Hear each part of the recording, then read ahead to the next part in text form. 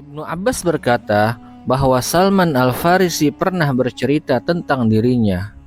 Aku adalah orang Persia. Aku berasal dari sebuah desa yang bernama Jayu di daerah Asfahah. Sedangkan ayahku adalah seorang tokoh di desaku. Adapun aku adalah anak yang paling dicintai oleh ayahku. Ia sangat mencintaiku hingga ia mengurungku di dalam rumah, laksana seorang gadis. Aku demikian serius menganut agama Majusi, hingga aku menjadi penjaga api yang harus senantiasa menyala dan tidak boleh padam sesaat pun. Ayahku memiliki ladang yang sedemikian luas. Pada suatu ketika, ayahku disibukkan dengan urusan bangunan dan dia berkata, "Wahai anakku, hari ini ayah sibuk dengan urusan bangunan ini hingga tidak punya waktu yang cukup untuk mengurusi ladang. Oleh sebab itulah, pergilah kamu ke ladang." Ayahku memerintahkan beberapa hal yang harus aku lakukan. Kemudian ia berkata, "Jangan terlambat pulang ya, sebab engkau lebih berarti bagiku daripada ladangku, dan engkau berada di atas segala-galanya bagiku." Salman berkata, "Kemudian aku berjalan menuju ladang ayahku seperti yang dia perintahkan. Namun dalam perjalanan, aku melewati sebuah gereja milik orang-orang Kristen, dan aku mendengar suara-suara saat mereka mengerjakan ibadah di dalamnya. Aku tidak tahu banyak tentang kehidupan manusia karena aku selalu dikurung di rumah. Ketika aku mendengar suara-suara mereka itu, aku mencoba masuk untuk melihat lebih jauh apa yang sedang mereka kerjakan. Ketika aku memperhatikan, aku mengagumi salat-salat mereka dan tertarik pada aktivitas-aktivitas mereka. Aku pun bergumam, demi Tuhan, agama orang-orang ini jauh lebih baik daripada agama yang aku peluk. Demi Tuhan, aku tidak akan meninggalkan mereka hingga matahari terbenam. Aku membatalkan perjalanan ke ladang ayahku. Aku berkata kepada orang-orang Kristen itu, "Berasal dari manakah agama ini?" Mereka menjawab, "Dari Syam." Setelah itu aku pergi menemui ayahku. Ternyata dia telah mengutus seseorang untuk mencariku. Hal ini membuatnya tidak mengerjakan semua pekerjaannya. Ketika aku kembali kepadanya, ayahku berkata, "Wahai anakku, kemana saja engkau pergi? Bukankah engkau sudah berjanji untuk cepat pulang?" Aku berkata, "Wahai ayahku, aku tadi berjalan melewati orang-orang yang sedang mengerjakan ibadah di dalam gereja mereka, dan aku kagum pada agama mereka. Demi Allah, aku berada di tempat mereka hingga matahari terbenam." Dia berkata, atau ayahku berkata, "Wahai Ananda, tidak ada kebaikan apapun pada agama tersebut. Agamamu dan agama nenek moyangmu jauh lebih baik daripada agama tersebut." Aku berkata, "Tidak, demi Tuhan, agama mereka jauh lebih baik daripada agama yang kita anut." Setelah kejadian tersebut, ayah mengkhawatirkanku. Ia mengikatku dan mengurungku di dalam rumah. Aku mengirim seseorang kepada orang-orang Kristen itu, dan aku katakan kepada mereka, "Manakala ada rombongan dari Syam datang kepada kalian, tolong informasikan kepadaku tentang mereka." Tak lama kemudian datanglah pedagang-pedagang Kristen dari Syam, dan mereka menghubungiku.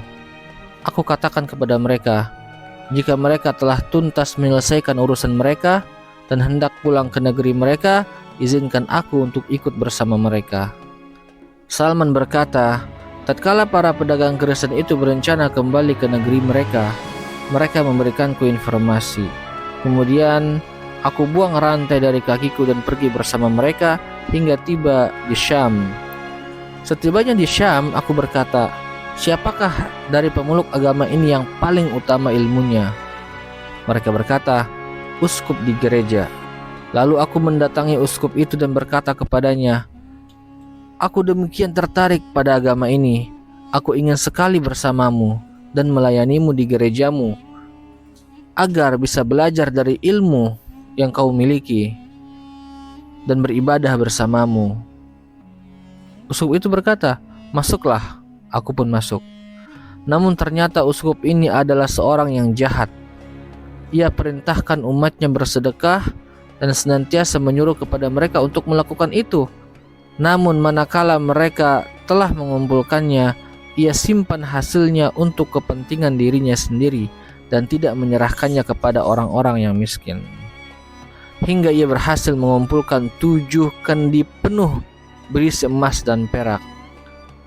Aku sangat marah padanya akibat tindakannya tersebut. Tak lama kemudian uskup tersebut meninggal dunia. Orang-orang Kristen berkumpul untuk menguburkan jenazahnya. Namun aku katakan kepada mereka, sesungguhnya orang ini adalah orang yang jahat. Ia suruh kalian bersedekah, namun apabila kalian memberikan sedekah kepadanya, ia malah menyimpannya untuk dirinya sendiri dan tidak mendistribusikannya sedikit pun kepada orang-orang miskin. Mereka berkata, "Bagaimana kau tahu tentang hal ini?" Aku katakan kepada mereka, "Aku akan tunjukkan tempat penyimpanannya kepada kalian." Mereka berkata, "Tolong tunjukkan kepada kami tempat penyimpanannya itu." Aku pun menunjukkan tempat penyimpanan uskup itu kepada mereka. Kemudian mereka mengeluarkan 7 tempayang yang penuh dengan emas dan perak. Ketika mereka melihat ke-7 kendi itu penuh dengan emas dan perak, mereka berkata, "Demi Allah, kami tidak akan mengubur mayat uskup ini." Maka mereka menyalib uskup tadi dan melemparinya dengan batu. Setelah itu, mereka menunjuk orang lain untuk menjadi pengganti uskup tadi. Setelah uskup yang baru menjabat, Salman berkata, "Aku belum pernah melihat orang yang sholat 5 waktu yang lebih utama darinya dalam beribadah, lebih zuhud terhadap dunia, lebih mencintai akhirat, lebih tekun di siang hari dan di malam hari dari uskup baru itu. Aku sangat mencintai uskup baru tersebut dengan cinta yang tiada tandingnya. Aku tinggal bersamanya dalam waktu yang lama sekali hingga akhirnya kematian menghampirinya. Aku katakan kepadanya, 'Wahai Fulan, sungguh aku telah hidup bersamamu dan aku mencintaimu dengan cinta yang tiada terkira. Kini sebagaimana yang kau saksikan telah datang keputusan Tuhan kepadamu, maka kepada siapa engkau menitipkanku?' Ia menjawab, 'Anakku, demi Allah, aku tidak tahu seperti apa diriku sesungguhnya. Sudah banyak orang yang meninggal di dunia ini, mengubah agama yang dianutnya dan meninggalkan tradisi sebelumnya yang mereka kerjakan, kecuali 1 orang yang kini berada di Al-Mausil, yaitu si Fulan. Ia melakukan seperti apa yang aku lakukan. Susullah dia ke sana.' Salman berkata, ketika uskup tersebut meninggal dunia dan telah dikuburkan, aku pun pergi kepada uskup yang berada di Al-Aushil. Setibanya di sana, aku katakan kepadanya, 'Wahai Fulan, sesungguhnya uskup Fulan telah berwasiat kepadaku ketika hendak meninggal dunia agar aku menemuimu. Ia katakan kepadaku bahwa engkau seperti dia.' Uskup tersebut berkata, 'Tinggallah engkau bersamaku.' Aku pun menetap bersamanya. Aku dapatkan ia seorang yang baik percis seperti yang diceritakan sahabatnya." Tidak lama kemudian uskup tersebut meninggal dunia. Menjelang meninggal dunia, aku berkata kepadanya, 'Wahai Fulan, sesungguhnya uskup Fulan telah berwasiat kepadaku agar aku pergi kepadamu, dan sekarang takdir Allah telah datang kepadamu seperti yang engkau saksikan. Lalu kepada siapa engkau menitipkanku? Apa yang engkau perintahkan kepadaku?'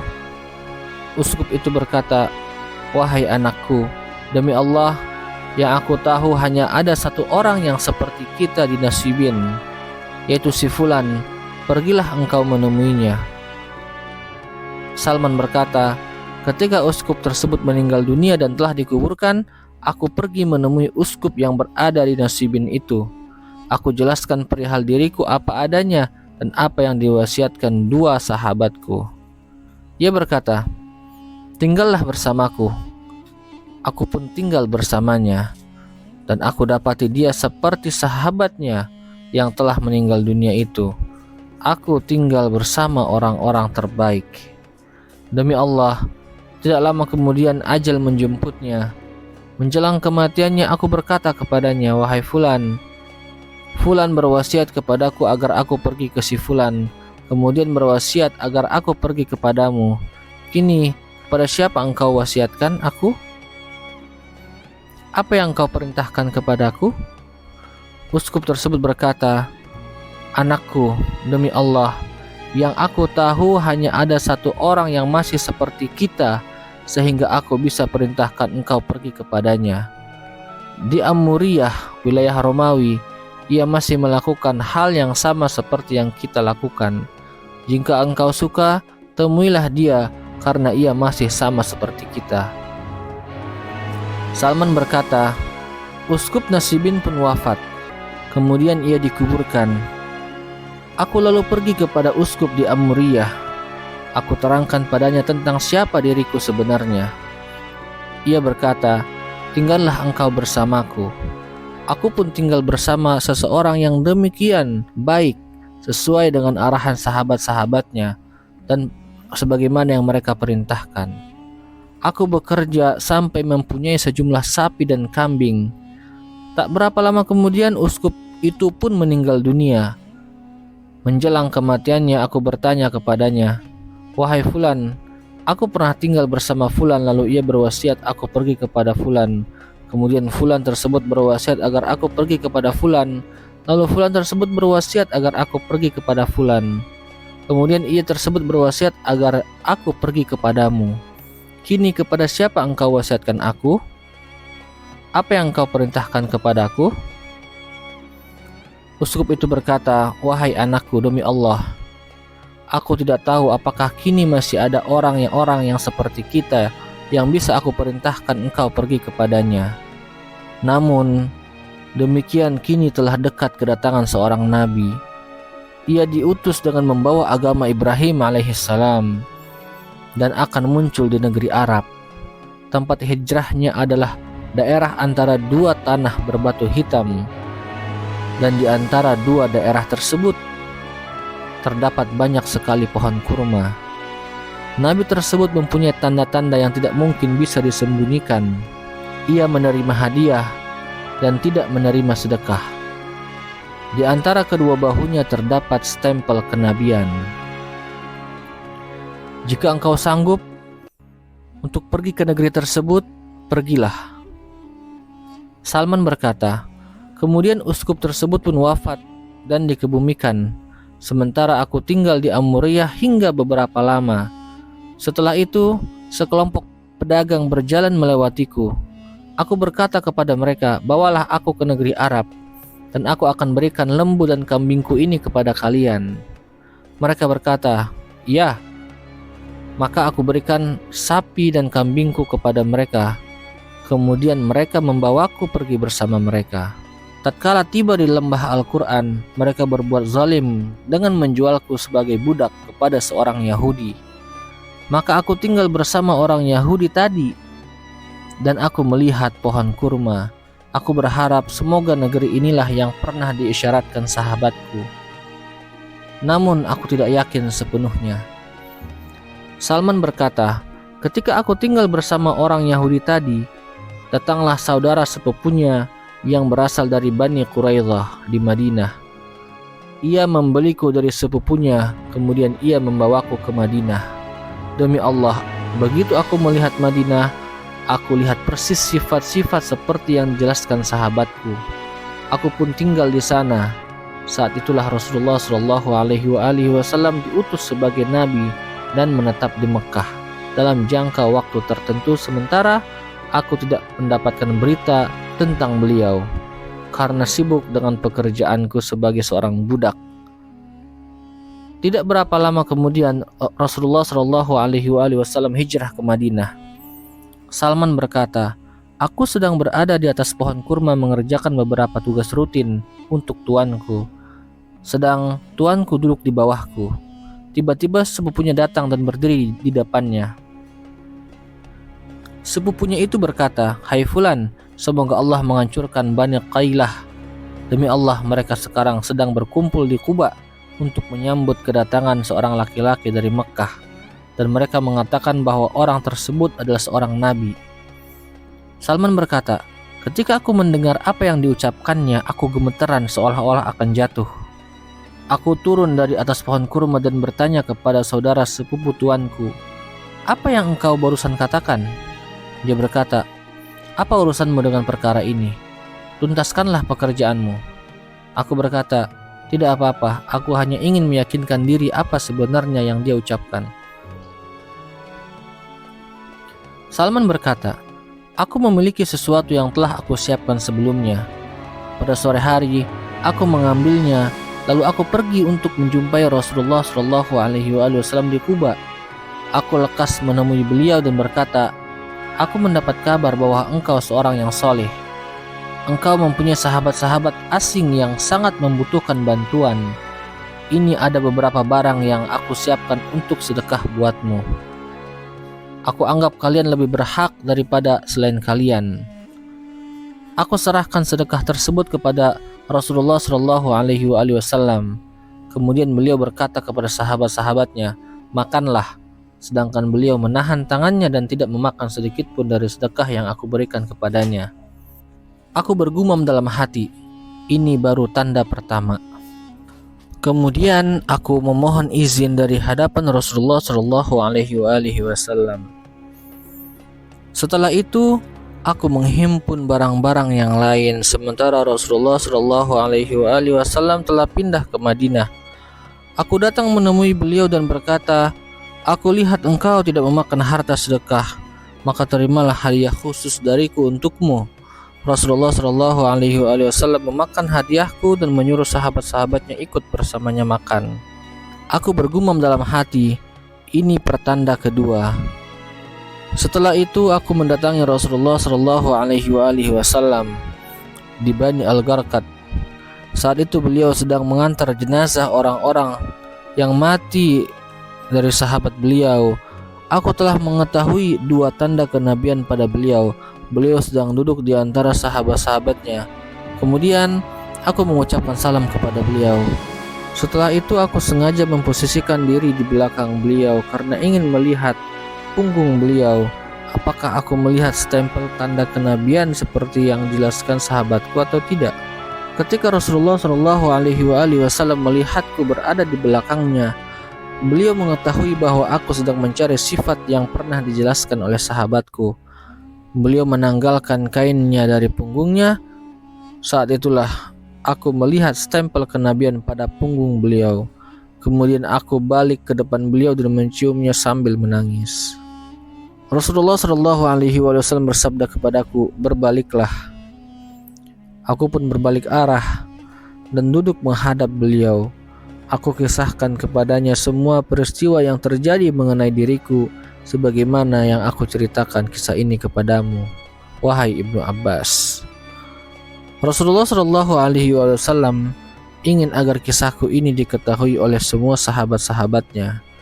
Setelah itu, Salman disibukkan dengan tugasnya sebagai seorang budak hingga dia ketinggalan dan tidak bisa ikut berperang di perang Badar, Uhud bersama Rasulullah Shallallahu Alaihi Wasallam.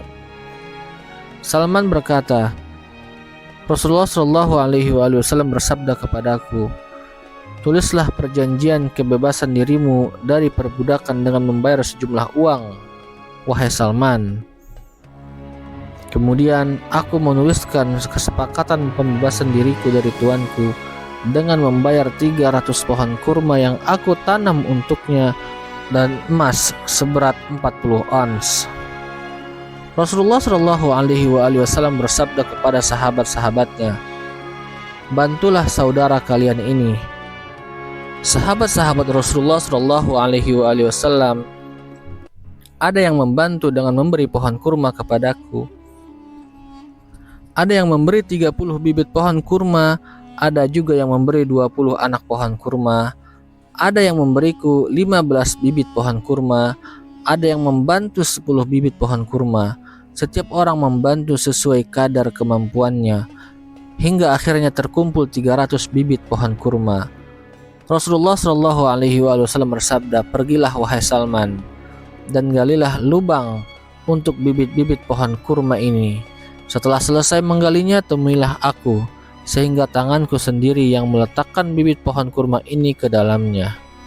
Salman berkata, "Kemudian aku menggali lubang untuk bibit pohon kurma tersebut dengan dibantu sahabat-sahabatku. Setelah selesai menggalinya, aku kembali menemui Rasulullah Shallallahu Alaihi Wasallam dan memberitahu bahwa aku telah selesai menggali lubang. Lalu Rasulullah Shallallahu Alaihi Wasallam pergi bersamaku ke lubang-lubang untuk menanam bibit kurma tersebut. Kami berikan bibit pohon kurma ini kepada beliau, lalu beliau memasukkannya ke dalam lubang dengan tangannya sendiri sampai proses penanaman selesai dan tidak ada satupun bibit pohon kurma yang mati. Aku rawat pohon-pohon kurma itu dan aku masih memiliki tanggungan hutang harta." Tak berapa lama kemudian Rasulullah Shallallahu Alaihi Wasallam datang dengan membawa emas sebesar telur ayam dari sebuah tempat pertambangan. Rasulullah Shallallahu Alaihi Wasallam bersabda, "Apa yang telah dilakukan orang Persia yang akan memerdekakan dirinya dengan perjanjian membayar sejumlah uang?" Aku dipanggil untuk menemui Rasulullah Shallallahu Alaihi Wasallam. Setibanya aku di sana, beliau bersabda, "Ambillah emas ini dan bayarlah hutangmu dengannya, wahai Salman." Aku berkata, "Wahai Rasulullah, bagaimana emas ini bisa melunasi semua hutangku?" Rasulullah Shallallahu Alaihi Wasallam, "Ambillah karena Allah akan melunasi hutangmu dengannya." Aku mengambil emas tersebut lalu menimbangnya. Ternyata berat emas tersebut adalah 40 ons. Lalu aku bayar hutangku pada tuanku dengan emas itu, sehingga aku menjadi orang merdeka. Aku lalu ikut terjun pada perang Khandak bersama Rasulullah Shallallahu Alaihi Wasallam sebagai orang merdeka. Dan sesudahnya tidak pernah ada sekalipun aku melewatkan satu medan perang. Ketika Salman Al-Farisi menceritakan jejak rekam hidupnya kepada Rasulullah Shallallahu Alaihi Wasallam, bahwa pendeta Amuriyah berkata kepadanya, "Pergilah engkau ke daerah ini dan itu di wilayah Syam, karena di sana terdapat seorang laki-laki yang hidup di antara dua hutan. Pada setiap tahun ia keluar dari satu hutan ke hutan lainnya karena senantiasa ditunggu oleh orang-orang yang sedang sakit. Setiap kali ia mendoakan salah seorang dari mereka, niscaya orang tersebut sembuh dari sakitnya. Tanyakanlah kepadanya tentang agama yang engkau cari, niscaya ia menjelaskannya kepadamu." Salman berkata, "Kemudian aku pergi ke tempat yang dijelaskan sahabatku itu. Di tempat tersebut kulihat orang-orang berkumpul dengan membawa keluarga mereka yang sakit. Pada suatu malam, orang tersebut keluar dari suatu hutan yang satu ke hutan lainnya dan dibuntuti sekian banyak orang. Dan jika ia doakan orang yang sakit, maka orang itu sembuh dari penyakitnya. Mereka lebih cepat datang kepada orang tersebut daripada aku. Akibatnya aku tidak bisa mendekat kepadanya hingga ia masuk ke hutan yang ingin ia masuki. Aku mengikuti orang tersebut. 'Siapa engkau ini sebenarnya?' Ia menoleh kepadaku. Kemudian aku katakan kepadanya, 'Semoga Tuhan merahmatimu. Katakan kepadaku tentang perihal Hanafiyah, agama Ibrahim.' Ia berkata, 'Engkau menanyakan sesuatu yang tidak ditanyakan oleh siapapun pada hari ini. Telah dekat kepadamu zaman datangnya Nabi yang diutus dengan membawa agama tersebut dari tanah suci. Pergilah engkau kepadanya, pasti ia membawamu kepada agamanya.' Kemudian ia masuk." Ibnu Ishaq berkata, kemudian Rasulullah Shallallahu Alaihi Wasallam bersabda kepada Salman, "Wahai Salman, jika apa yang engkau katakan dan ceritakan ini benar, sungguh engkau telah bertemu dengan Isa bin Maryam." Mungkin itu saja cerita kita pada hari ini. Semoga Allah Subhanahu wa taala memberikan kita hidayah dan taufiknya, dan semoga Allah Subhanahu wa taala memudahkan segala urusan kita dan keluarga kita. Wassalamualaikum warahmatullahi wabarakatuh.